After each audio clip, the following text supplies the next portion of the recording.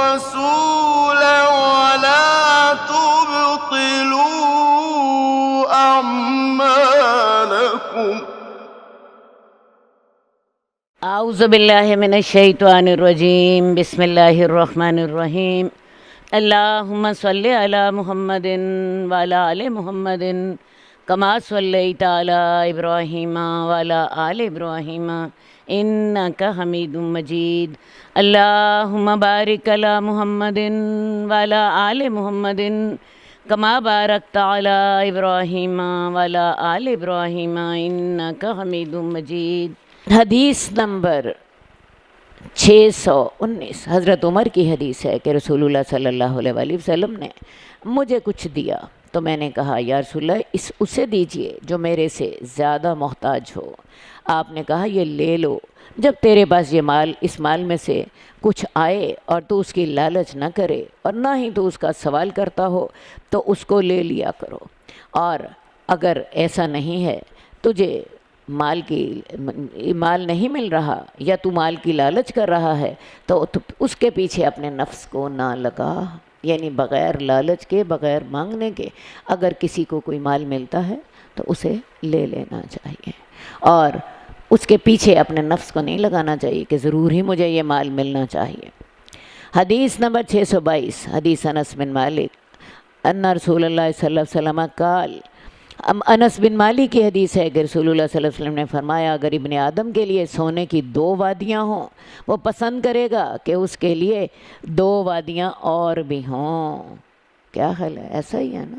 آج ایک آدمی کی ایک فیکٹری ہوتی ہے وہ کہتا ہے چل 2 ہو جائیں سارے بچوں کو ایک فیکٹری دے دوں گا. 2 فیکٹریاں بن جائیں کہتا ہے 4 ہو جائیں میں اپنے پوتوں کو بھی دے دوں گا.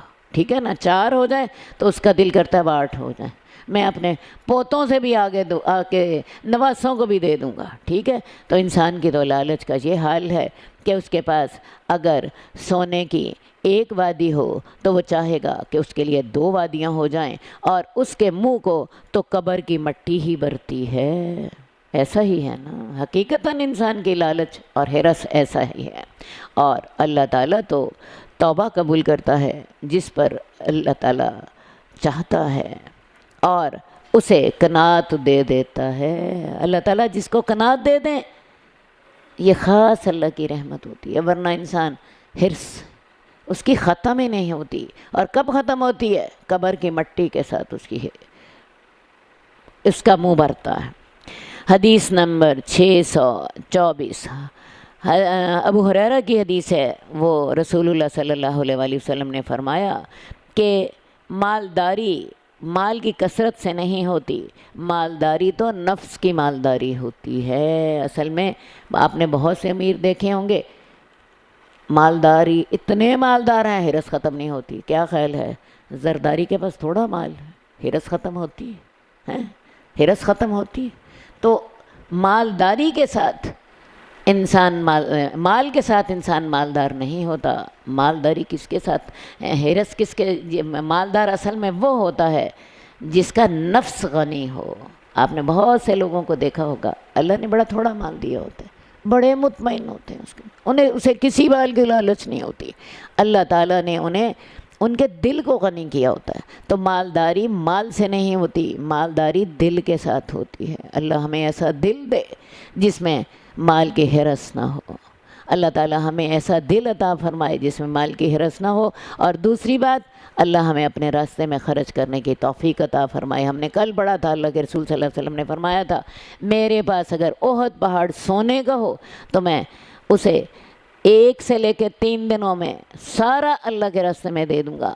صرف اتنا باقی رکھوں گا جو میں نے قرضے کے لیے عطا دینا ہو. حدیث نمبر 627 ابو سعید خدری کی حدیث ہے کہ انصار میں سے کچھ لوگوں نے رسول اللہ صلی اللہ علیہ وسلم سے سوال کیا. آپ نے ان کو عطا کیا. انہوں نے پھر سوال کیا. آپ نے دوبارہ انہیں عطا کیا حتیٰ کہ ختم ہو گیا جو آپ کے پاس تھا. آپ نے کہا جو میرے پاس ہے جو بھی میرے پاس مال ہوگا میں اسے تم سے بچا کے نہیں رکھوں گا. کیا مطلب؟ میں تمہیں سارا ہی دے دوں گا. اور اللہ کے رسول واقعی عطا فرماتے تھے. اتنا عطا فرماتے تھے کہ آپ کو حیرت ہوگی. اگر ہاتھ میں ہوتا تو ہاتھ میں ہوتا وہی دے دیتے، اور اگر ہاتھ میں نہ ہوتا تو کسی کو کہتے جاؤ فلاں آدمی سے قرض لے لو میرے نام پر، میں اس کو بعد میں ادا کر دوں گا. یہ صورت تھی آپ کے دینے کی. اور خاص طور پہ رمضان میں جب آپ کی حضرت جبریل علیہ السلام سے ملاقات ہوتی تو آپ اتنے سخی ہو جاتے گویا کہ آندھی چل رہی ہے تیز ہوا کی طرح. اور آپ کو پتہ ہے جب تیز ہوا چل رہی ہوتی ہے تو وہ نہ غریب دیکھتی ہے نہ امیر دیکھتی ہے، نہ بچہ دیکھتی ہے نہ بوڑھا دیکھتی ہے، نہ چھوٹا دیکھتی ہے نہ بڑا دیکھتی ہے. آپ دیکھیں وہ ہر ایک کو فائدہ پہنچا رہی ہوتی ہے. تو میرے نبی جو تھے رمضان میں تیز آندھی کی طرح سخی ہو جاتے تھے. کیا خیال ہے ہم میں سے بھی کوئی تیز آندھی کی طرح سخی ہونے کا شوق رکھتا ہے؟ کون رکھتا ہے ذرا بتاؤ؟ کون رکھتا ہے؟ اللہ کے رسول اتنا دیتے تھے آپ کو حیرت ہوگی. ہوتا تو دے دیتے، اپنے تن کا کپڑا بھی اتار کے دے دیتے، اور نہ ہوتا کسی سے کہتے جاؤ فلاں سے میرا نام لے کے قرض لے لو، میں بعد میں قرض ادا کر دوں گا. ہم نے کبھی ایسا دیا؟ ہمارے پاس تو اتنا بڑا ہوتا ہے، فریج بھرے پڑے ہوتے ہیں، چیزیں بس جاتی ہیں، ہمیں توفیق نہیں ہوتی نکال کے کام والی کو دینے کی. ہمارے کپڑوں کو ٹڈیاں ٹک جاتی ہیں، ہماری الماریاں بھری پڑی ہوتی ہیں، ہمیں یہ توفیق نہیں ہوتی نکال کے کسی ضرورت مند کو پکڑا دیں. ایسا ہی ہے نا، ہے نا؟ کس نبی کی امت ہیں ہم؟ کس نبی کی امت ہیں؟ جو نبی جو تھے تن کا کپڑا اتار کے دے دیتے تھے، جو نہیں ہوتا تھا قرض لے کے دیتے تھے. اور رمضان میں آپ چلتی ہوئی ہوا کی طرح سخی ہوتے تھے. اللہ مجھے ایسا بنا دے، اللہ آپ کو ایسا بنا دے، اللہ مجھے ایسا بنا دے، اللہ آپ سب کو ایسا بنا دے. تو جو میرے پاس ہوگا میں اسے تم سے بچا کے نہیں رکھوں گا، اور جو اللہ سے عفت مانگتا ہے اللہ اسے عفت عطا کرتا ہے، اور جو اللہ سے غنا مانگتا ہے اللہ اسے غنا عطا فرماتا ہے، اور جو صبر کرنے کی کوشش کرتا ہے اللہ اسے صبر عطا فرماتا ہے. اب طریقہ بتا رہے ہیں رسول اللہ صلی اللہ علیہ وسلم انسان کیسے بے نیازی اختیار کرے. پیچھے آپ نے پڑھا نا کہ غنا جو ہوتا ہے مال کی وجہ سے نہیں ہوتا، غنا تو دل کا غنا ہوتا ہے. اب دل کا غنا آپ کو کیسے حاصل ہو؟ کوشش کریں کسی سے نہ مانگیں، کوشش کریں کسی سے نہ مانگیں. جیسے میں نے آپ کو بتایا کہ رسول اللہ صلی اللہ علیہ وسلم اپنے صحابہ کی تربیت کرتے تھے کہ کسی سے بالکل نہ مانگو. تو صحابہ اگر کوڑا بھی نیچے گر جاتا تھا وہ بھی کسی سے سوال نہیں کرتے تھے کہ جی یہ ذرا کوڑا مجھے پکڑا دو، اٹھ کے خود پکڑتے تھے. ٹھیک ہے؟ تو جو اللہ تعالیٰ سے یہ سوال کرتا ہے کہ اللہ میں کسی سے نہ مانگوں، اللہ تعالیٰ اسے یہ توفیق عطا فرما دیتے ہیں. کوشش کرتا ہے نا، جب وہ اللہ سے دعا کر رہا ہے کہ اللہ تعالیٰ میں کسی سے نہ مانگوں تو وہ کیا کرتا ہے؟ خود بھی کوشش کرتا ہے، خود اپنے وسائل سے اپنی ضروریات پوری کرنے کی کوشش کرتا ہے. اور جو بے نیازی اختیار کرتا ہے اللہ اسے بے نیاز کر دیتا ہے. اگر آپ اپنی ضرورتیں کم کر لیں، غریب شخص بھی جو چاہتا ہے، اب غریب عورتوں کو آپ نے دیکھا ہوگا، بیٹی کی شادی ہے جی، اس کے لیے مجھے جہیز کے لیے پیسے دے دیں، اتنے بندوں کو بلانا ہے جی میں نے، کھانے کے پیسے دے دیں. اصل بات ہے بے نیازی اختیار کریں، سوچیں میں اپنے وسائل کے اندر میرے سے تھوڑا ہوتا ہے میں تھوڑا کر لوں گی، میرے سے زیادہ ہوتا ہے میں زیادہ کر لوں گی. کب اللہ نے حکم دیا ہے کہ شادی کے اوپر ضرور تم نے 100 لوگوں کو اکٹھا کرنا ہے؟ انسان جو ہے جب اللہ سے غنا مانگتا ہے اور پھر اپنی ضروریات کو محدود کر دیتا ہے اللہ اسے غنا عطا فرما دیتے ہیں. اور جو صبر کرنے کی کوشش کرتا ہے اللہ اسے صبر بھی عطا فرما دیتے ہیں. آپ نے دیکھا ہوگا عورتیں کہتی ہیں صبر ہی نہیں آتا تو میں کیا کروں. کبھی کسی میت کے وقت سمجھائیں تو کہتے ہیں صبر آتا ہی نہیں ہے کیا کریں. ارے بھی صبر کرنے کے لیے کوشش کوشش کریں. آپ کوشش کریں گی مدد اللہ کی طرف سے آئے گی. اللہ کی طرف سے خود بخود کچھ نہیں آتا.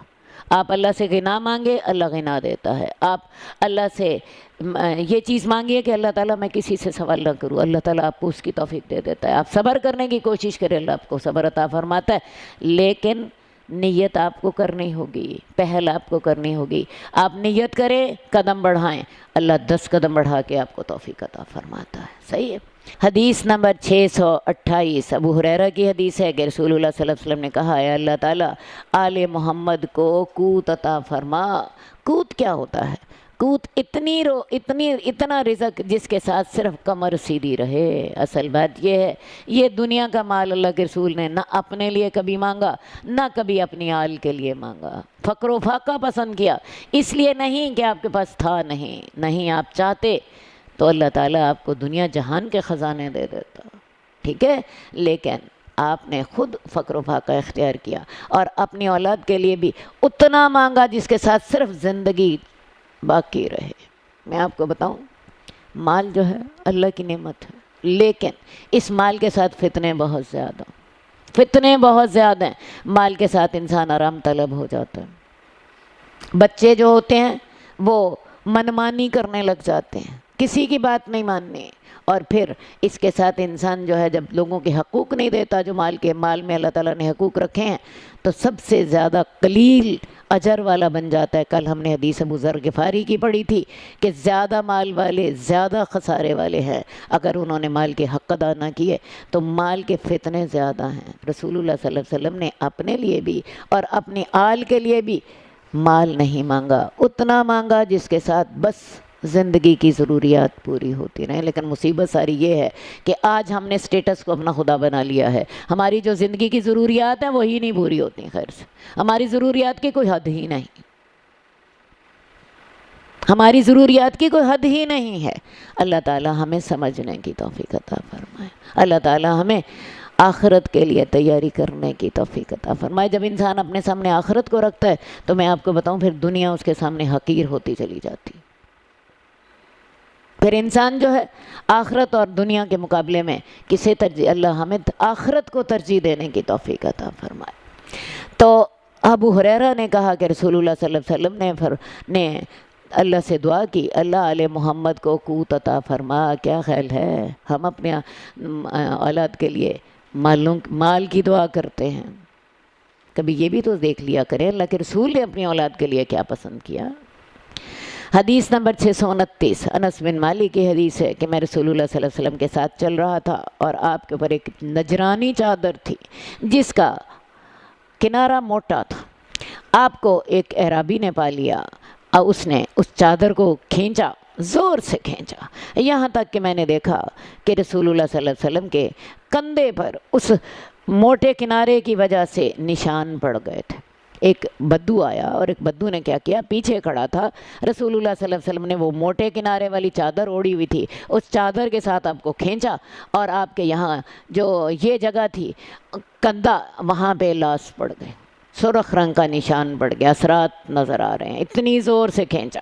اس چادر نے آپ پر اثر چھوڑ دیا تھا کیونکہ اس بدو نے اس کو زور سے کھینچا تھا۔ پھر اس بدو نے بڑی بدتمیزی سے کہا، حکم دو میرے لیے اللہ کے مال سے جو تیرے پاس ہے۔ اب یہ بھی نہیں کیا کہ سامنے آئے اور سامنے آ کے کہے یا رسول اللہ کا محتاج آدمی ہوں، غریب آدمی ہوں، مجھے عطا فرما دیجئے۔ بڑی بدتمیزی سے پیچھے ہی کھڑا ہو کے کہتا ہے، حکم دیں میرے لیے اللہ کا جو مال آپ کے پاس ہے اس میں سے مجھے دیا جائے۔ اب دیکھیں یہ مانگنے کا طریقہ، یہ تو بدتمیزی ہے، یہ تو آداب کے بڑا سخت خلاف ہے۔ بڑی بدتمیزی کے ساتھ ساتھ اس نے کرا اور ابھی پیچھے ہی کھڑا ہے۔ اللہ کے رسول اس کی طرف متوجہ ہوئے، مڑ کے دیکھا اور ہنس پڑے، پھر اسے دینے کا حکم دے دیا۔ کیا خیال ہے یہ واقعہ اگر ہمارے ہاں ہوتا، کیا خیال ہے لوگ سیدھانوں سے کر دیتے؟ تمہیں پتہ نہیں ہے یہ حکمران ہے؟ تمہیں عقل ہے کہ نہیں ہے؟ ایسے بات کی جاتی ہے حکمرانوں سے، ہو سکتا ہے کوئی 2 سال کے لیے جیل ہی ڈال دیا جاتا، قید ہی کر دیا جاتا اسے، ہیں؟ لیکن اللہ کے رسول صلی اللہ علیہ وآلہ وسلم جو ہیں یہاں پہ لاس پڑ گئی ہے، پیچھے مڑ کے دیکھتے ہیں، ساتھ اس کی بات سنتے ہیں کہ میرے لیے حکم دو اللہ کے مال سے جو تیرے پاس ہے، یعنی میں تم سے مانگنا چاہتا ہوں، مجھے صدقہ دو، مراد یہ تھی۔ تو اللہ کے رسول مڑ کے دیکھے، ہنسنے لگ پڑے۔ کیوں ہنسے تھے اللہ کے رسول؟ میں بڑا غور کرتی ہوتی ہوں، آپ کیوں ہنسے؟ آپ نے دل میں سوچا ہوگا بے وقوف آدمی ہے، اس کو ادب آداب کا پتہ نہیں، معاف کر دی، اور اسے کہا کہ اس کو دے دو۔ کیا خیال ہے اللہ کے رسول صلی اللہ علیہ وآلہ وسلم کیسے تھے؟ اس کی بدتمیزی پہ غصہ نہیں کیا، نہیں نہ کیا، پھر اس کو معاف بھی کر دیا، اسی لیے تو ہنسے مڑ کے، ورنہ اس کو اتنا ہی کہتے کہ تمہیں مانگنے کی بھی تمیز نہیں ہے، ہیں؟ معاف کر دیا. دل میں سوچا بے وقوف آدمی ہے, کیونکہ بدو جو ہوتے ہیں ان کے یہ گموار ہوتے ہیں, جیسے ہمارے دیہاتی گموار ہوتے ہیں, شہری ایٹیکیٹس کو جانتے ہوتے ہیں, اور جو ہوتے ہیں دیہاتی بعض اوقات کڑوی بات کر دیتے ہیں, ٹھیک ہے, اور پھر اس کو معاف کر دیا. اور پھر تیسری بات اسی کے ساتھ احسان کیا, اس کو کہا اسے دے دو, اور آپ کے انہی اخلاق کی وجہ سے آپ دیکھیں لوگ آپ پر جانیں قربان کرتے تھے, اور انہی اخلاق کی وجہ سے اللہ جنت بھی دیتا. ٹھیک ہے, کیا خیال ہے, ہم ایسا کر سکتے ہیں؟ کون ایسا کر سکتا ہے؟ آپ کے ساتھ کوئی بدتمیزی کرے, آپ کے ساتھ کوئی بہت خراب سلوک کرے, اور آپ اس کے ساتھ مہربانی کریں, کون ہم میں سے ایسا کر سکتا ہے؟ بولو. میں سچی آپ کو بات بتاؤں, یہ کام بڑا مشکل ہے, لیکن اللہ ہمیں توفیق دے. جب ہمیں اللہ کے نبی نے سکھایا انشاءاللہ ہم کریں گے, اللہ ہمارے لیے آسان کر دے. حدیث نمبر 630 مسور بن مخرمہ کی حدیث ہے کہ رسول اللہ صلی اللہ علیہ وآلہ وسلم نے کچھ چوغے تقسیم کیے, اور مخرمہ کو اس میں سے کچھ بھی نہ دیا. تو مخرمہ کہنے لگے, اے میرے بیٹے میرے ساتھ اللہ کے رسول کے پاس چلو. میں ان کے ساتھ چلا گیا. تو وہ کہتے ہیں ان کے والد نے ان سے کہا داخل ہو جاؤ اور میرے لیے ان سے ایک چوغا مانگو. اصل بات ہے اللہ کے رسول کے پاس کہیں مال غنیمت میں سے یا کہیں اور سے آپ کے پاس کچھ کپڑے آ گئے, تو رسول اللہ صلی اللہ علیہ وسلم نے لوگوں کو دیے, لیکن مخرمہ کو نہیں دیا. اب مخرمہ اپنے بیٹے سے کہتے ہیں کہ آؤ اللہ کے رسول سے آؤ مانگتے ہیں, میرا حصہ بھی تو دیں. اپنے بیٹے کے ساتھ وہاں پہ چل پڑے اور کہا تو داخل ہو تو رسول اللہ صلی اللہ علیہ وسلم سے میرے لیے وہ چوغا مانگو. راوی کہتے ہیں تو میں نے رسول اللہ صلی اللہ علیہ وسلم سے ان کے لیے مانگا, تو اللہ کے رسول صلی اللہ علیہ وسلم ان کی طرف نکلے, اور آپ کے اوپر ایک قبا تھی, وہی چوغا, آپ کے اوپر ایک گاؤن تھا, اور آپ نے کہا میں نے یہ تیرے لیے چھپا کے رکھا تھا. وہ ان کے بیٹے کہتے ہیں کہ میرے باپ نے اس کی طرف دیکھا, اور پھر رسول اللہ صلی اللہ علیہ وسلم نے انہیں کہا اب مخرمہ راضی ہو گئے. سمجھ نہیں آتی, اللہ کے رسول کو ہر بندے کا خیال ہوتا تھا. اب اس کو دینے کا موقع نہیں ملا, لیکن اللہ کے رسول نے اس کے لیے سنبھال کے رکھا ہوا تھا, اور جو ہی وہ سامنے آئے انہیں وہ چوغا اپنے اوپر پہن کر آئے, وہ اپنے جسم کے اوپر رکھا ہوا تھا. حضرت مخرمہ نے دیکھا تو آپ نے فرمایا میں نے تیرے لیے چھپا کے رکھا ہوا تھا, راضی ہو گئے ہو لے کر. یہ انداز ہوتا تھا اللہ کے رسول صلی اللہ علیہ وسلم کا. اور مجھے حیرت یہ ہوتی ہے کہ اللہ کے رسول دنیا جہان کی فکریں آپ کو ہوتی تھیں, لیکن ہر بندہ آپ کو یاد رہتا تھا. میں نے اس کو دینا ہے, میں نے اس کے ساتھ نیکی کرنی ہے, میں نے اس کی عیادت کرنی ہے, میں نے اس کے ساتھ اچھی بات کرنی ہے. ایک حدیث میں نے پڑھا کہ رسول اللہ صلی اللہ علیہ وسلم فرماتے ہیں کہ تم سب کو اپنے مال کے ساتھ سمیٹ نہیں سکتے, یعنی ساروں کو اپنا مال دے کر راضی نہیں کر سکتے, لیکن تم سب کو اپنی زبان کے ساتھ سمیٹ سکتے ہو. کسی کو زبان سے خوش کر دیا, اس کو دعا دے دی, کسی کا حال پوچھ لیا, کسی کی تعریف کر دی, کسی کو اچھا کہہ دیا. جیسے میں نے آپ کو بتایا آپ کی بہت عادت تھی رسول اللہ صلی اللہ علیہ وسلم کی, ہر ایک کو دعا دیتے تھے. ٹھیک ہے, اصل بات ہے اپنا دل کھلا کریں, مال خرچ کریں, اپنی زبان سے لوگوں کو خوش کریں, اپنی زبان سے لوگوں کو خوش کریں, اپنے رویے سے لوگوں کو خوش کریں, عاجزی اختیار کریں, لوگوں کو معاف کریں, اور معاف کرنے کے بعد ان کو مزید عطا کریں. کون کرے گا؟ ان باتوں سے ہماری دنیا جنت بن جاتی ہے. بنتی ہے کہ نہیں؟ ہم کیا کرتے ہیں, اگلا بندہ جو ہے ایک بات تو کر کے دیکھے. ہم جناب علی جو کینہ دل میں پالتے ہیں, جو حسد اور انتقام اور بغض دل میں پالتے ہیں, اگلے کے ساتھ بات کرنا بند کر دیتے ہیں. میرے نبی ایسا نہیں کرتے تھے, معاف کر دیتے تھے. جیسے اس بدو کو معاف کر دیا, جیسے اس بدو کو معاف کر دیا. تو کم از کم اپنے نبی کا ہمیں اخلاق سیکھنا ہے, ان کی سیرت سیکھنی ہے. ہر ایک کے ساتھ نیکی کا ارادہ کریں, ہر ایک کے ساتھ خیر خواہی کرنے کا ارادہ کریں. حدیث نمبر 632 انس بن مالک کہتے ہیں کہ انصار کے کچھ لوگوں نے رسول اللہ صلی اللہ علیہ وآلہ وسلم سے کہا, جب اللہ تعالیٰ نے اپنے رسول کو حوازن کا مال دیا جو اللہ تعالیٰ نے عطا کیا, تو اللہ کے رسول نے قریش کے کچھ لوگوں کو 100 اونٹ دیے, ہوا یہ تھا کہ فتح مکہ کے بعد جنگ حنین ہوئی. غزوہ حنین میں سے رسول اللہ صلی اللہ علیہ وسلم کو بہت مال ملا، اتنا مال ملا کہ آپ کو کبھی بھی اتنا مال نہیں ملا تھا.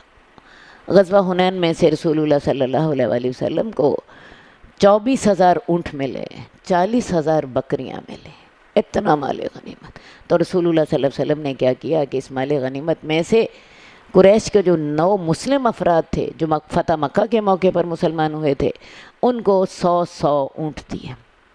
ابو سفیان کو 300 اونٹ دیے. ابو سفیان آپ کو پتہ ہے فتح مکہ کے موقع پر مسلمان ہوا تھا. ابو سفیان کو 100 اونٹ دیے. پھر ابو سفیان نے کہا یا رسول اللہ میرے بیٹے معاویہ کو بھی دیں. اللہ کے رسول نے ان کے لیے بھی دے دیے. یا رسول اللہ میرے فلاں بیٹے کو بھی دے دیے. 300 اونٹ ابو سفیان کو دیے. اسی طرح اقرا بن حابس کو 100 اونٹ دیے. عیینہ بن حصن کو 100 اونٹ دیے. تو بڑی بڑی جو تھیں بہت بڑی بڑی اشیاء جو تھیں وہ آپ نے قریش کو دے دی اور انصار کو کچھ بھی نہ دیا. آپ کا خیال یہ تھا کہ انصار جو ہیں یہ تو میرے ساتھی ہے ہی ہیں، یہ لوگ جو ہیں یہ نئے نئے مسلمان ہوئے ہیں تو میں ان کو مال دوں تاکہ یہ لوگ اپنے میرے ساتھ ہی رہیں. ایسا نہ ہو کہ یہ نو مسلم ہیں یہ اسلام سے پھر جائیں. آپ نے ان کو مزید اسلام پہ پکا کرنے کے لیے ان کو مال دیا جو کہ غزوہ حنین کے مال غنیمت میں سے تھا. اب آپ دیکھیے انصار نے کیا کہا. انصار نے کہا اللہ رسول اللہ کو معاف کرے، وہ قریش کو دیتے ہیں اور ہمیں چھوڑ دیتے ہیں، حالانکہ ہماری تلواروں سے ان کا خون ٹپک رہا ہے. دیکھیں نا رسول اللہ صلی اللہ علیہ وسلم کے ساتھ بھی ایسے معاملے پیش آتے تھے. انصار کہنے لگے دیکھو جی ابھی تک تو ہم جانیں قربان کر رہے تھے آپ کی خاطر، اپنی تلواریں استعمال کر رہے تھے، ابھی تھوڑے دن ہوئے ہیں کہ رسول اللہ صلی اللہ علیہ وسلم نے مکہ فتح کیا ہے اور قریش کے ساتھ جا ملے ہیں. ابھی تک تو قریش کے ساتھ لڑائی تھی، اب قریش مسلمان بھی ہو گئے.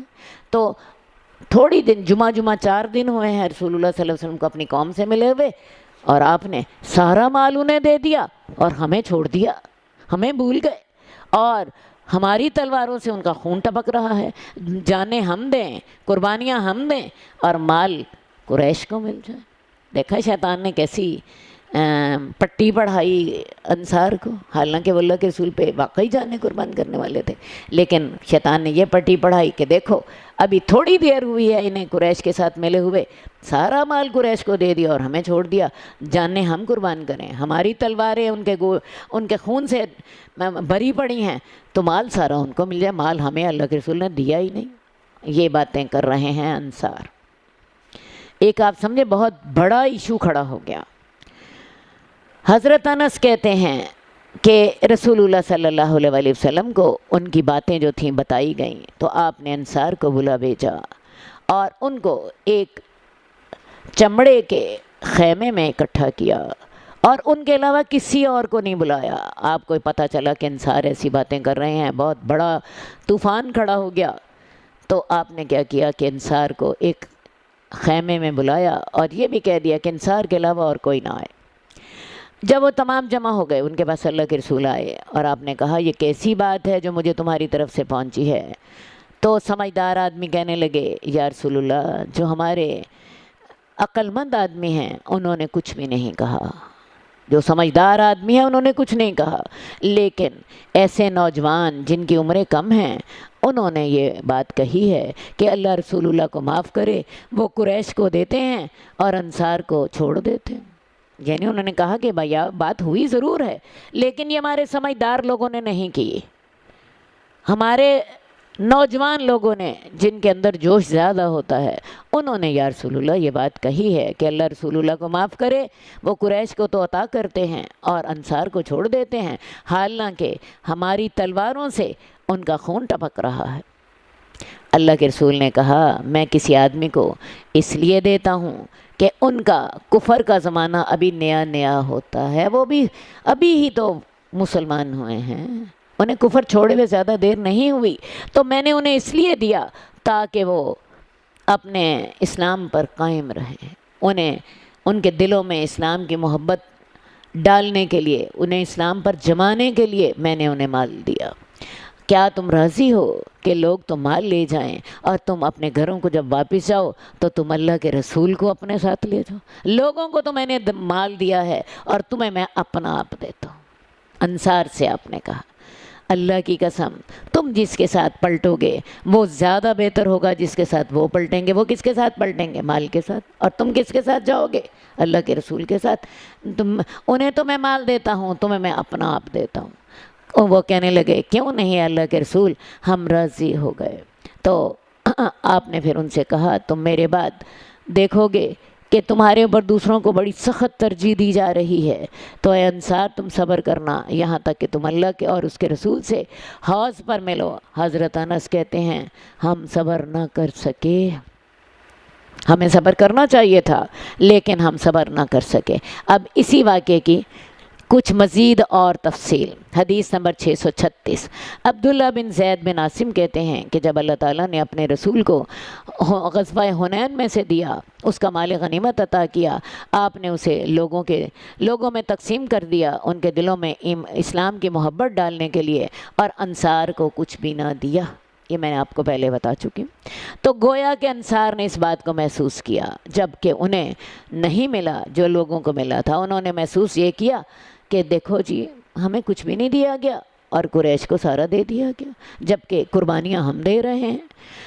تو اللہ کے رسول نے انہیں خطبہ دیا اور آپ نے ان سے کہا اے قریش کے گروہ، کیا میں نے تمہیں گمراہ نہیں پایا تھا؟ اللہ تعالیٰ نے تمہیں میرے ذریعے ہدایت دی اور تم متفرق تھے تو اللہ تعالیٰ نے تمہیں میرے ذریعے سے تمہارے درمیان الفت ڈال دی، اور تم غریب تھے اللہ تعالیٰ نے تمہیں میرے ذریعے سے مالدار کر دیا۔ اب یہ ہے کہ رسول اللہ صلی اللہ علیہ وسلم نے انصار کو جمع کیا اور انصار سے کہا دیکھو تم گمراہ تھے، اللہ تعالیٰ نے تمہیں میرے ذریعے سے ہدایت دی۔ کیا خیال ہے ایسا ہی ہوا تھا یا نہیں؟ ایسا ہی ہوا تھا یا نہیں؟ ایسا ہی ہوا تھا۔ پھر تم لوگ متفرق تھے تو اللہ تعالیٰ نے میرے ذریعے سے تمہارے دلوں کے اندر محبت ڈال دی۔ میں نے کل آپ کو بتایا تھا کہ انصار میں اوس اور خزرج کے درمیان جنگ بواس کی لڑائی ہوئی تھی جو کہ 110 سال تک جاری رہی تھی۔ تو اللہ تعالیٰ نے اسلام کی مدد سے ان کے دلوں میں ایک دوسرے کے لیے محبت ڈال دی، اور پھر تم جو تھے غریب تھے اللہ تعالیٰ نے تمہیں میرے ذریعے سے مالدار کر دیا۔ مدینہ ایک چھوٹا سا گاؤں تھا لیکن رسول اللہ صلی اللہ علیہ وسلم نے جب اسے اسلام کا مرکز بنا لیا تو آپ یہ دیکھیے کہ وہاں پہ پھر سارے مسلمان وہیں آنے لگ پڑے۔ وہاں جو تھا اس علاقے نے بڑی ترقی کی، بڑا مرکزی علاقہ بن گیا، اور مرکزی علاقہ ہونے کے ساتھ اس کے جو رہنے والے تھے وہ بھی مالدار ہو گئے۔ ٹھیک ہے، تو جب کبھی اللہ کے رسول کچھ کہتے تو انصار جواب دیتے اللہ اور رسول کا اس سے بھی ہم پر زیادہ احسان ہے۔ تو اللہ کے رسول نے کہا تمہیں کیا چیز روکتی ہے کہ تم اللہ کے رسول کو جواب دو؟ وہ کہنے لگے جب بھی کچھ کہتے تو وہ کہتے اللہ اور اس کے رسول کا ہم پر احسان زیادہ ہے۔ آپ نے فرمایا تو اگر تم چاہتے تو تم کہہ سکتے تھے آپ ہمارے پاس ایسے اور ایسے آئے تھے۔ اب اللہ کے رسول نے سب سے پہلے انہیں اپنے احسانات یاد دلائے۔ میرے ذریعے اللہ نے تمہیں ہدایت دی، میرے ذریعے اللہ نے تمہیں مالدار کیا، میرے ذریعے اللہ نے تمہارے درمیان محبت پیدا کی۔ اور جب انہوں نے اقرار کر لیا اس بات کا تو پھر انہوں نے کہا تم چاہتے تو تم کہہ سکتے تھے کہ یا رسول اللہ جب آپ ہمارے پاس آئے تھے آپ اکیلے تھے، آج آپ کے ساتھ 12,000 مسلمان، آپ آئے تھے آپ جو تھے محتاج تھے، آج آپ کے ساتھ اتنے مسلمان ہیں اور اتنی اللہ تعالیٰ نے آپ کو پورے عرب کی پر فتح دے دی ہے۔ ٹھیک ہے، تم چاہتے تو تم یہ کہہ سکتے تھے آپ کے لیے آپ اکیلے آئے تھے، ہم نے آپ کی خاطر جان قربان کی، مال قربان کیا، ہم نے آپ کا ساتھ دیا، آپ کی خاطر ہم نے اپنے بچے قربان کیے۔ جنگوں میں کس نے؟ انصار جو تھے انہوں نے آپ کا ساتھ دیا، ان کے لوگ شہید ہوئے، کو جان بھی دی، مال بھی دیا۔ تو آپ نے ان سے کہا تم چاہتے تو تم یہ بھی کہہ سکتے ہو، تم چاہتے تو تم یہ بھی کہہ سکتے تھے اور تم سچ کہو گے میں واقعی تمہارے پاس اکیلا آیا تھا، میں واقعی تمہارے پاس آیا تھا تو میری اکیلی جان تھی، اور آج اللہ تعالیٰ نے اسلام کو اتنی زیادہ طاقت دے دی ہے کہ مکہ بھی فتح ہو گیا۔ اب جب رسول اللہ صلی اللہ علیہ وسلم نے ان کے احسانات کا بھی اعتراف کیا تو آپ انصار کا دل ٹھنڈا ہو گیا۔ پھر اللہ کے رسول نے ان سے کہا کہ کیا تم راضی ہو کہ لوگ تو اونٹ اور بکریاں لے کر جائیں اور تم اللہ کے نبی کو اپنے گھروں کی طرف لے جاؤ؟ ٹھیک ہے، یہ ایک جذباتی معاملہ پیدا ہو گیا تھا، اور قریب تھا یہ جذباتی معاملہ بہت بڑھ جاتا، لیکن اللہ کے رسول دنیا کے سب سے بڑے نفسیات کے ماہر تھے۔ آپ نے اس کو جذباتی طور پر ہی حل کیا، ان کے احسانات کا اعتراف کیا، اور جب آپ کو پتہ ہے کسی کے احسانات کا اعتراف کر لیا جائے دل ٹھنڈا ہو جاتا ہے، ٹھیک ہے۔ تو اس کے بعد پھر اللہ کے رسول نے ان سے کہا کہ ہاں بتاؤ، کیا تم اس بات پہ راضی ہو کہ لوگ تو اونٹ اور بکریاں لے جائیں اور تم اللہ کے رسول کو اپنے گھروں کی طرف لے جاؤ؟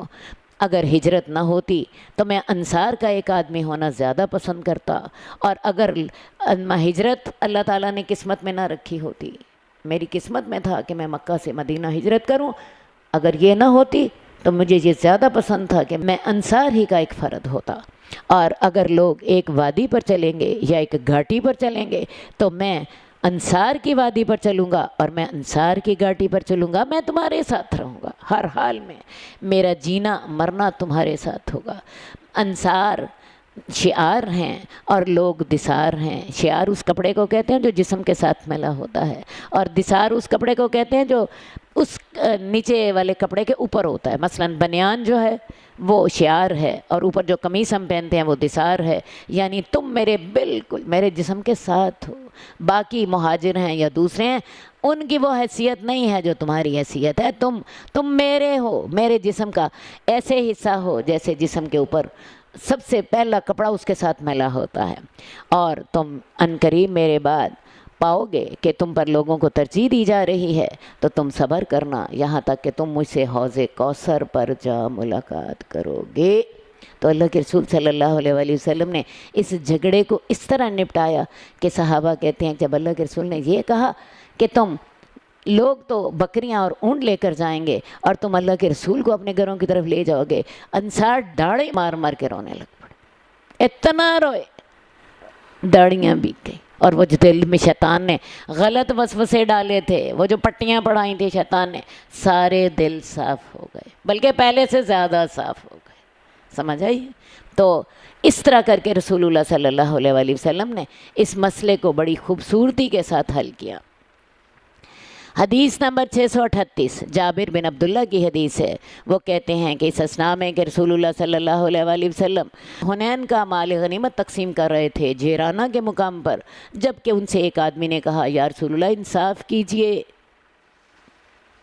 اللہ کے رسول نے اسے کہا تو بڑا بدبخت ہے اگر میں انصاف نہ کروں۔ اللہ کے رسول کو بڑی تکلیف پہنچی، اس آدمی نے آپ سے کہا آپ انصاف کیجئے اور اللہ سے ڈریے، تو اللہ کے رسول سے زیادہ اللہ سے ڈرنے والا کون تھا؟ اللہ کے رسول کہتے ہیں کہ میرے پر وہ تو بھروسہ کرتا ہے جو آسمانوں میں ہے۔ کون بھروسہ کرتا ہے؟ اللہ، اور اسی لیے اس نے اپنی وحی بھیجنے کے لیے میرا انتخاب کیا اور اپنا پیغام میرے ذریعے بھیجا، تو مجھ پر وہ تو بھروسہ کرتا ہے جو آسمانوں میں ہے، لیکن تم زمین والے مجھ پر بھروسہ نہیں کرتے، مجھے کہتے ہو انصاف کرو، تو بڑا بدبخت ہے اگر میں انصاف نہ کروں، اگر میں نبی ہو کے انصاف نہ کروں تو پھر کون انصاف کرنے والا آئے گا؟ اللہ کے رسول صلی اللہ علیہ وآلہ وسلم کو بڑی سخت تکلیف ہوئی اور آپ کے چہرے کا رنگ بدل گیا، تو حضرت خالد بن ولید نے دیکھا کہ اللہ کے رسول کو اتنی سخت تکلیف ہوئی ہے، کہنے لگے یا رسول اللہ میں شخص کو قتل کر دوں؟ اللہ کے رسول نے اجازت نہیں دی۔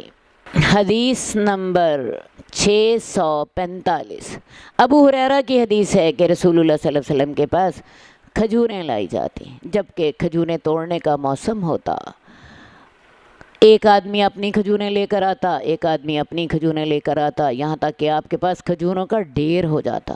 اصل بات ہے کھجوریں توڑنے کا موسم ہوتا، ہر آدمی اپنی زکوٰۃ جو تھی وہ رسول اللہ صلی اللہ علیہ وسلم کے پاس جمع کرا دیتا، وہاں کھجوروں کا ڈھیر لگ جاتا۔ حسن اور حسین ان کھجوروں کے ساتھ کھیلنے لگ جاتے، تو ان میں سے ایک نے ایک کھجور پکڑ لی اور اپنے منہ میں رکھ لی، رسول اللہ صلی اللہ علیہ وسلم نے اس کو دیکھا اور اس کے منہ سے وہ کھجور نکال دی، اور آپ نے کہا کیا تم نہیں جانتے آل محمد صدقہ نہیں کھاتے؟ آل محمد کے اوپر اللہ تعالیٰ نے صدقہ حرام کر دیا تھا۔ ابھی صدقہ حرام کرنے کی حکمت کیا تھی میں آپ کو بتاؤں۔ اللہ تعالیٰ نے اپنے رسول صلی اللہ علیہ وآلہ وسلم کو وہ مال عطا کیا جو کہ بڑی عزت والا مال تھا. جو صدقہ جب انسان کسی سے وصول کرتا ہے نیچا ہو کے وصول کرتا ہے نا. جو دینے والا ہوتا ہے اس کا ہاتھ اونچا ہوتا ہے، جو لینے والا ہوتا ہے اس کا ہاتھ نیچا ہوتا ہے. اللہ تعالیٰ نے رسول اللہ صلی اللہ علیہ وسلم کو یہ والا مال کھانا آپ کے لیے حرام کر دیا تاکہ آپ کی عزت برقرار رہے، اور آپ کو وہ مال دیا جو کہ دشمن سے لڑنے کے بعد مال غنیمت میں سے ملے. تو بڑا معزز مال آپ کو اللہ تعالیٰ نے دیا. رسول اللہ صلی اللہ علیہ وسلم کماتے نہیں تھے نبوت کے بعد. اس کی وجہ یہ ہے کہ اگر آپ کماتے تو پھر نبوت کی ذمہ داریاں ادا نہ کر سکتے. نبوت کی ذمہ داریاں اتنی زیادہ تھیں کہ دن رات 24 گھنٹے آپ اپنا اس میں کھپا دیتے. تو جو دشمن سے مال غنیمت ملتا اس میں سے 5واں حصہ اللہ تعالیٰ نے آپ کے لیے رکھا تھا کہ اس میں سے آپ اپنے گھر والوں کی اور اپنے رشتہ داروں کی ضرورتیں پوری کر لیں، اور اس میں سے جو باقی بچتا تھا وہ پھر غریبوں، یتیموں اور جہاد کی تیاری کے لیے صرف ہو جاتا تھا. تو میں کہنا آپ سے یہ چاہ رہی ہوں کہ رسول اللہ صلی اللہ علیہ وسلم کے لیے صدقہ حرام تھا. اب اللہ تعالیٰ نے ایک تو یہ کیا کہ اللہ کے رسول صلی اللہ علیہ وسلم کی جو تھی عزت برقرار رکھی، آپ کو بڑا عزت والا مال عطا فرمایا. ایک بات. دوسری بات، اگر رسول اللہ صلی اللہ علیہ وسلم کے لیے صدقہ جائز ہوتا تو کیا ہوتا؟ لوگ کہتے اس وقت تو اللہ کے رسول کو تو خوشی سے دے دیتے، اور بعد میں کیا کہتے؟ سارا یہی کھا گئے. ہوتا نا ایسے. اور پھر کہ کون برا بنتا؟ رسول اللہ صلی اللہ علیہ وسلم کا خاندان سارا یہی کھا گئے ہیں. تیسری بات، اگر اللہ کے رسول صلی اللہ علیہ وآلہ وسلم کے لیے صدقہ جائز ہوتا تو تمام لوگ چاہتے اللہ کے رسول ہی کو صدقہ دیں، اور باقی فقیر و فقراء جو تھے ان کی کوئی مدد نہ کرتا. ہر کوئی یہی ترجیح دیتا کہ میں اپنا مال جو ہے اللہ کے رسول ہی کو دوں. ایسا ہی ہوتا نا، باقی غربا جو تھے وہ رہ جاتے. تو اللہ تعالیٰ نے یہ ساری حکمتیں اللہ تعالیٰ نے ان ساری حکمتوں کے پیش نظر اللہ کے نبی پر اور آپ کی آل پر صدقہ حرام کر دیا تھا. حسن حسین جو تھے وہ اگر ایک کھجور بھی منہ میں ڈال دیتے اللہ کے رسول ان کے منہ سے نکال دیتے. حدیث نمبر 647 حضرت انس کی حدیث ہے کہ رسول اللہ صلی اللہ علیہ وسلم ایک گری ہوئی کھجور کے پاس سے گزرے اور آپ نے فرمایا کہ اگر مجھے یہ ڈر نہ ہوتا کہ یہ صدقے کی ہے تو میں اس کھجور کو کھا لیتا. ایک کھجور راستے میں پڑی ہوئی تھی. آپ نے کہا مجھے یہ ڈر ہے کہ یہ کہیں صدقے کی نہ ہو، اگر مجھے یہ ڈر نہ ہوتا تو میں کھا لیتا. حدیث نمبر 648 انس کی حدیث ہے کہ رسول اللہ صلی اللہ علیہ وآلہ وسلم کے پاس گوشت لایا گیا جو کہ بریرہ کو صدقہ کیا گیا تھا. تو آپ نے کہا وہ اس کے لیے تو صدقہ ہے لیکن ہمارے لیے ہدیہ ہے. اب ہوا کیا کہ ایک دن رسول اللہ صلی اللہ علیہ وسلم اپنے گھر میں تشریف لائے، آگے گھر والوں سے کھانا مانگا. گھر والوں نے جو گھر میں موجود تھا دے دیا. رسول اللہ صلی اللہ علیہ وسلم نے کہا کیا بات ہے؟ مجھے تو گوشت کی خوشبو آ رہی ہے کہ گوشت پک رہا.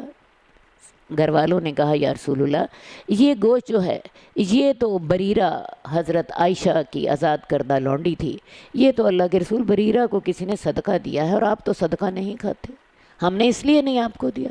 آپ نے فرمایا نہیں، وہ بریرہ کے لیے تو صدقہ تھا لیکن ہمارے لیے ہدیہ ہے. کیا مطلب؟ بریرہ اگر ہمیں وہ دے دیتی ہے اور آپ کو پتا تھا کہ بریرہ بڑی خوشی سے آپ کو وہ اپنے ہانڈی میں سے آپ کو کھانے کے لیے دیں گی، تو اللہ کے رسول نے فرمایا کہ بریرہ کے لیے تو وہ صدقہ تھا لیکن اب چونکہ بریرہ اس صدقے کی مالک ہو گئی، اب اس مال کی ملکیت بدل گئی. پہلے وہ صدقہ تھا لیکن اب وہ بریرہ اس کی مالک ہو گئی. اب وہ بریرہ اگر مجھے تحفہ دیتی ہیں تو وہ میرے لیے ہدیہ ہوگا. تو لہٰذا مال کی حیثیت اگر بدل جائے تو پھر مال وہ نہیں رہتا. اس کی مثال میں آپ کو دیتی ہوں. آپ کی مائی آپ کے گھر میں کام کرتی ہے، اس کو کسی جگہ سے صدقہ ملا ہے جی، کسی نے دیگ بانٹی تھی اور اس کو اس میں سے ڈھیر سارا بریانی مل گئی. اب وہ دل میں سوچتی ہے کہ باجی سے میں روز ہی لے کے کھاتی ہوں، تو آج میرے پاس ڈھیر ساری بریانی ہے تو میں باجی کو تھوڑا سا بیچ میں سے تحفہ دے دوں.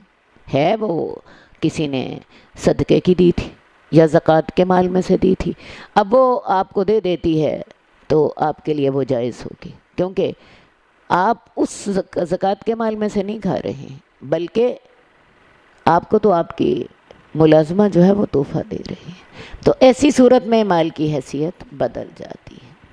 تو اللہ کے رسول کے لیے نے پھر وہ کھا لیا، کیونکہ وہ حضرت بریرہ کی طرف سے آپ کے لیے تحفہ تھا۔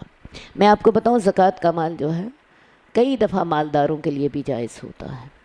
مثال کے طور پہ ایک مالدار جو ہے اس نے زکوٰۃ کے مال میں آئی ہیں جی سونے کی انگوٹھی آئی، اس نے اسے خرید لیا، اب ہے تو وہ زکوٰۃ کا مال نا، لیکن اس نے اس کو خرید لیا، اب وہ اس کی حیثیت بدل گئی۔ اسی طرح بعض اوقات یہ جو دین کے کاموں میں ہم زکوٰۃ کے مال سے خرچ کر رہے ہوتے ہیں، یہاں پہ اے سی کے بل جو ہیں زکوٰۃ کے مال سے دیے جا رہے ہوتے ہیں، بعض اوقات ہم کچھ کتابیں چھپوا لیتے ہیں زکوٰۃ کے مال سے، اب یہ ساری کی ساری امیروں کے لیے بھی جائز ہیں۔ یہ ڈائریکٹ ان کے لیے اس لیے جائز ہیں کہ اس کا مقصد کیا ہے، دین کی تعلیم دینا فی سبیل اللہ، اور یہ غریب اور امیر دونوں کے لیے جائز ہے۔ تو کئی صورتیں ایسی ہوتی ہیں جس میں مالدار بھی جو ہیں صدقہ کھا سکتے ہیں۔ اچھا جی، حدیث نمبر 650 حضرت ابو ہریرہ رضی اللہ تعالیٰ عنہ کی حدیث ہے کہ رسول اللہ صلی اللہ علیہ وسلم کے پاس جب کھانا لایا جاتا، آپ اس کے بارے میں سوال کرتے کیا ہدیہ ہے یا صدقہ ہے؟ آپ دونوں کا فرق سمجھتی ہیں؟ صدقہ تو وہ ہے جو انسان اللہ واسطے کسی کو دے دیتا ہے، کسی مستحق کو دے دیتا ہے، اور ہدیہ وہ ہوتا ہے جو انسان اپنے برابر کے حیثیت کے شخص کو تحفہ دیتا ہے۔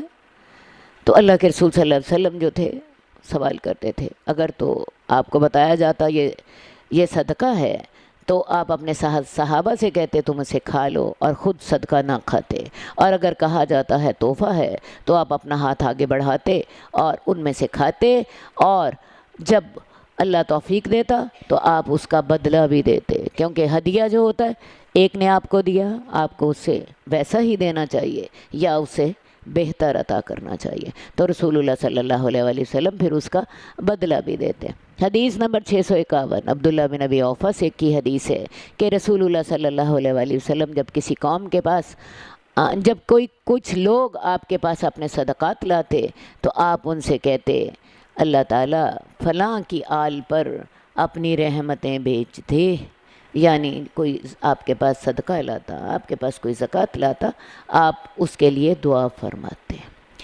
تو آپ کے پاس میرے والد صدقہ لے کر آئے تو رسول اللہ صلی اللہ علیہ وآلہ وسلم نے ان کے لیے بھی دعا کی، اللہم صلی علی ابی اوفا، اے اللہ تعالیٰ آل ابی اوفا پر اپنی رحمتیں بھیج دے۔ تو لہٰذا جو شخص صدقہ لاتا رسول اللہ صلی اللہ علیہ وآلہ وسلم اس کے لیے دعا کرتے۔ ہاں جی، اب آپ کا ختم ہو گیا ہے کتاب الزکوٰۃ، کتاب الزکوٰۃ آپ کی ختم ہو گئی ہے۔ آپ نے دیکھا کہ زکوٰۃ نہ دینے کا گناہ کتنا تھا، کیا میں نے آپ کو بتایا تھا کہ جو لوگ سونا اور چاندی جمع کرتے ہیں اسے اللہ کے راستے میں خرچ نہیں کرتے تو انہیں دردناک عذاب کی خوشخبری دے دو، وہ سونا اور چاندی اور روپیہ پیسہ وہ دوزخ کے مال میں تپایا جائے گا، اور اس کے ساتھ اس کی ماتھے، پہلو اور پہلوؤں اور پیٹھوں کو داغا جائے گا، اور ان سے کہا جائے گا یہ ہے جو تم اپنے لیے خزانہ جمع کرتے تھے، اس کا مزہ چکھو۔ اور میں نے آپ کو بتایا تھا کہ ایسا مال اس کے گلے میں گنجا سانپ بن کر آئے گا، اسے کاٹے گا اور ڈسے گا اور کہے گا میں ہوں تیرا مال، میں ہوں تیرا خزانہ۔ اسی طرح کسی نے اگر جانوروں کی زکوٰۃ نہیں دی تو جانور پہلے سے زیادہ موٹے اور پہلے سے زیادہ بڑے ہو کر آئیں گے، اسے اپنے سینگوں سے ماریں گے اور اپنے کھروں سے اس کو روندیں گے، اور یہ ایک چلا جائے گا، آخری چلا جائے گا تو پہلا پھر شروع ہو جائے گا، اور یہ اسے پورا قیامت کا دن اسے یہ عذاب ہوتا رہے گا۔ اور پھر اس کے بعد ہم نے کچھ زکوٰۃ کے مسائل بھی پڑھے تھے کہ زکوٰۃ کن کن چیزوں میں واجب ہوتی ہے، زکوٰۃ جو ہے اس کی شرائط کیا ہے، جو ہے پیداوار کی زکوٰۃ 10% ہوتی ہے، اور عام روپے پیسے کی زکوٰۃ جو ہے وہ 2.5% ہوتی ہے، اور میں نے آپ کو یہ بھی بتایا تھا کہ کرنسی کی زکوٰۃ جو ہے وہ 52.5 تولے چاندی کی قیمت کے برابر ہے، اور عام طور پر یہ 35 روپے کے لگ بھگ 35,000 روپے کے لگ بھگ ہے۔ جس کے پاس 35,000 روپے سارا سال رہے ہوں، اس کی بچت بھی ہو اور اس پر سال بھی گزرا ہو، اس کو اس کی زکوٰۃ دینی ہوگی۔ تو اس کے بعد آپ نے دیکھا کہ زکوٰۃ کے مسائل کے ساتھ ساتھ ہم نے صدقہ دینے کے مسائل دیکھے، اور اس میں سے ایک حدیث میں آپ کو ضرور کوٹ کروں گی۔ روزانہ جس دن صبح ہوتی ہے 2 فرشتے نازل ہوتے ہیں۔ ایک فرشتہ دعا کرتا ہے، اللہ تعالیٰ جو تیرے راستے میں مال خرچ کرتا ہے اس کو بہترین نعم البدل عطا کر، اور دوسرا کہتا ہے کہ جو تیرے راستے میں اپنا ہاتھ بند کر کے رکھتا ہے، مال خرچ نہیں کرتا، اللہ اس کا مال برباد کر دے، ٹھیک ہے۔ اور بھی ہم نے پڑھا کہ اللہ تعالیٰ کسی کا مال جو ہوتا ہے، کوئی ایک کھجور بھی دیتا ہے حلال مال سے، اللہ دائیں ہاتھ سے قبول کرتے ہیں، اسے اس طرح پالتے ہیں جیسے تم میں سے کوئی اپنے گھوڑے کے بچے کو پالتا ہے، یہاں تک کہ وہ پہاڑ جیسا ہو جاتا ہے۔ تو یہ ہم نے نفلی صدقے کے مسائل پڑھے۔ اللہم صلی علی محمد وعلی آل محمد کما صلیت علی ابراہیم وعلی آل ابراہیم انک حمید مجید۔ اللہم بارک علی محمد وعلی آل محمد کما بارکت علی ابراہیم وعلی آل ابراہیم انک حمید مجید۔ مولاي صل وسلم دائما أبدا على حبيبك خير الخلق كلهم، مولاي صل وسلم